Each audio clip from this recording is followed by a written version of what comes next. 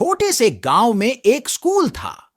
यह स्कूल बच्चों के लिए न केवल शिक्षा का केंद्र था, बल्कि उन्हें जीवन के मूल्यवान सिखाने का भी केंद्र था। इस स्कूल के अध्यापकों के लिए भी एक अलग ही कक्ष था, कर्मचारी कक्ष।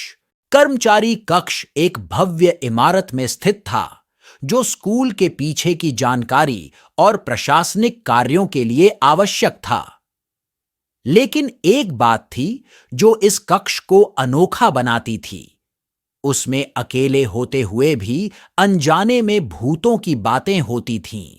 जब कभी भी रात के समय कर्मचारी कक्ष के पास से गुजरते लोगों के कानों में चीखें सुनाई देती थीं और उन्हें अजीब सी आवाजें सुनाई देती थीं। एक रोमांचक किस्सा है कि एक रात एक अध्यापिका अपने काम में बिजी थीं और वह आधे सोते सोते ही एक अजीब सी आवाज सुनी। उसने देखा कि किसी अजनबी चिल्ला रहा था, लेकिन जब वह लाइट्स को बंद करके देखने के लिए गई तो वहां कोई नहीं था। ऐसे घटनाक्रमों ने स्कूल के कर्मचारी कक्ष को भूतिया माना जाने लगा, लेकिन स्कूल की प्रशासनिक टीम ने इसे ध्यान में नहीं रखा। एक दिन स्कूल के प्रधानाचार्य ने नए अध्यापक को कर्मचारी कक्ष के लिए जिम्मेदार बनाया। नया अध्यापक, जिसका नाम राहुल था, उत्सुकता से अपने काम को शुरू किया।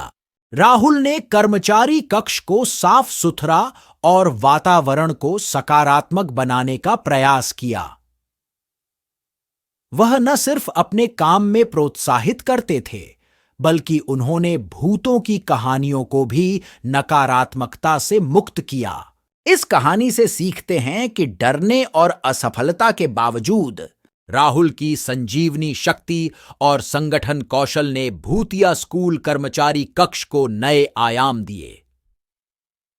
उनका उत्साह और दृढ़ विश्वास दिखाता है कि व्यक्तिगत साहस और सामूहिक एकता के साथ किसी भी कठिनाई को पार किया जा सकता है।